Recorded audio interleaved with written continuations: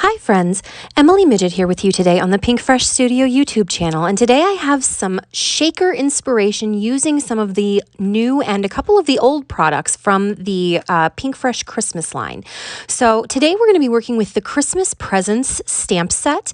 This is a really sweet set with some little gifts, a little trio of gifts. I've got the stitched Christmas star background. It creates a nice textured background. And then I've got the brushed Sentiments Holiday hot foil plate, which I've hot foiled with some matte silver foil using my Spellbinders Glimmer machine.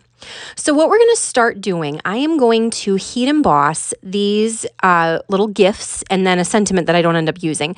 But I'm going to use these gifts from the Christmas present set and I'm going to heat emboss them in silver. Now today I am just going to be doing some very simple watercoloring. I know that at the holidays you're going to be mass producing. You don't want anything that's super intricate and involved. This is a really simple technique to get some pretty watercoloring on your card fronts so that it adds to that handmade feel so that your recipient feels extra special. So I have Tombow watercolor markers that I am scribbling out onto my watercolor palette. And so today I wanted to focus on shading. So these are boxes. Normally when I'm watercoloring flowers, they're very curved and there's lots of luscious curvature and shape to them. When you're watercoloring something like boxes, there's lots of straight lines. There's lots of attention that needs to be paid to where the light source is coming from, because there will be shadows and there will be changes in the amount of intensity of the colors. So for this flat box, my thought process is that the light source is right in front of that box. It's pointing straight at the front of that box. So in my head, the light source being straight in front of it means that the front of that box, the large flat front of that box that I'm painting right now, that's going to be the lightest area on that box because the light source is pointing directly at it, which means that the sides on the top and the left side that I've already painted, those are going to need to be more intense and more vivid colors because they will be shadowed. So I'm just adding, what I've done, I've scribbled out some of the Tombow marker onto my ceramic palette, and then for the sides of the box where there will be more shadow, I use the concentrated color all by itself. I don't really add much in the way of water because when you add water to your watercolor, it dilutes the color. It's like adding white paint to a darker color of paint. You add white to red, it makes pink. When you add water to your watercolor, it changes the intensity of that watercolor and makes it lighter and less vibrant. So now I have added the simple watercolor to the flat box. Now we're going to do this round kind of hat box looking gift.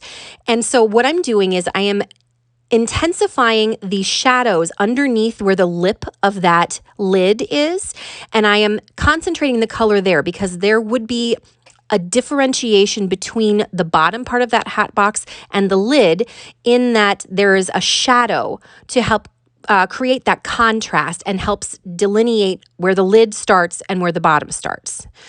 So I'm using that same extra concentrated watercolor on the very top, the flat part of that box, and then along the sides underneath the lid, underneath the lip of that lid.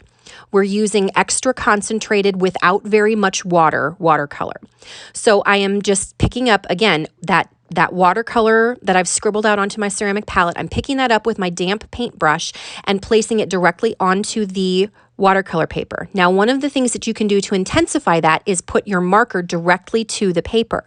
That decreases the amount of dilution that you've got because you're not adding any extra water to it. You're putting that marker straight to the paper, and that's intensifying the color.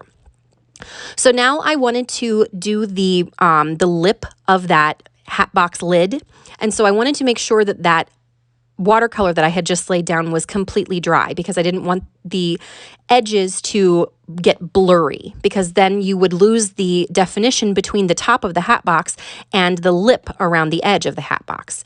So again, I have taken some clean water and I've diluted that color down on my ceramic palette in order to make that lip, which is closer to the light source and not in the shadow, make it lighter, make it look less shadowed and less intense.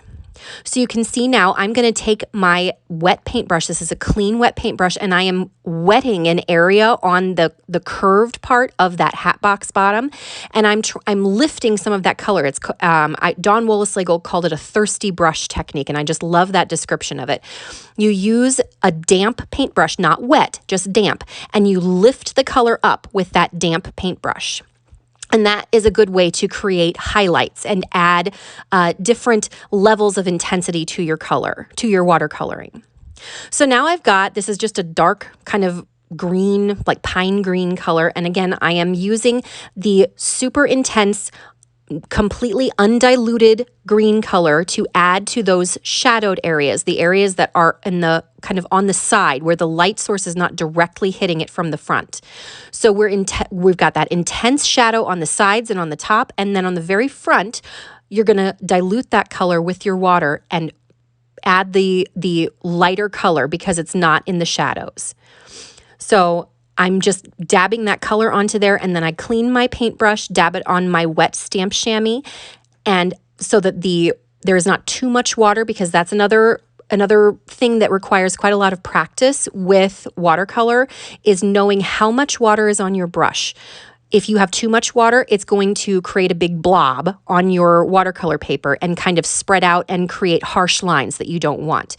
If you have too little water on your watercolor brush, then your color won't move at all. So it's a very fine line that requires some practice. But once you get it, you get it. It becomes second nature, and it becomes part of that muscle memory of watercoloring. So now I've finished watercoloring all of the individual pieces, and I'm going in with that pale kind of blush pink marker that I had, and I'm watercoloring around the edges of each of the presents because I want to use a pale pink, kind of a pale blush colored card base, and I don't want the white edges on the die cut images to kind of stick out from that blush background. So now I use the coordinating die to die cut these Christmas presents, watercolored Christmas presents out, and the sentiment that I don't end up using because there isn't enough room on the card front. But so I'm just using my trimmer. I have cut 2 5 by 5 inch panels of blush cardstock. One is just a plain matte colored cardstock, and then the other one is kind of a pearlescent blush colored cardstock, and I've cut them down to both 5 by 5 inches square. And now I am using my trimmer to create a frame for my shaker card.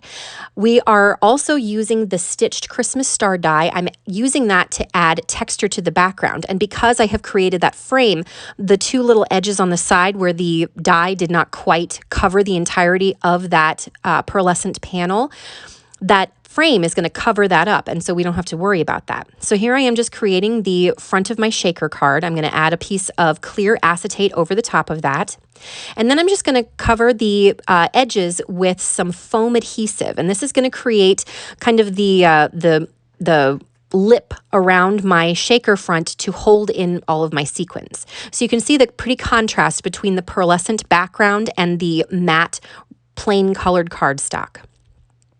So here I am taking the Christmas cheer sentiment, hot foiled sentiment die cuts that I had previously hot foiled with matte silver hot foil, and I'm just using some ballet slipper ink with an ink blending brush, again, to keep that blush background as true as possible. I'm going to fill it up with some colorful sequins that is coordinated with the colors of the gifts.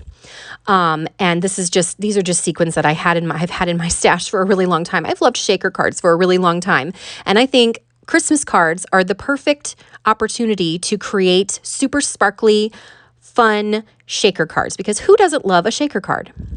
So now we're going to arrange the gifts in the corner of the shaker card, and I've used foam adhesive for the gift in the front, and then just foam or tape, double-sided tape for the ones in the back, and then add the Christmas cheer sentiment with some more foam adhesive. And so this is a card that would be a little bit difficult to mail, so it might be one that you would want to put in like a package or something, or hand deliver, but who can resist the shake of the shaker card? That to me is so festive and just adds Christmas cheer to somebody's mailbox. So I hope you enjoyed that video. I hope you learned something about watercoloring flat objects instead of the curvature of flowers like we normally do. If you liked the video, give us a thumbs up and hit the subscribe button for some more content from us in the future. Thanks so much for stopping by. Have a great day. Bye.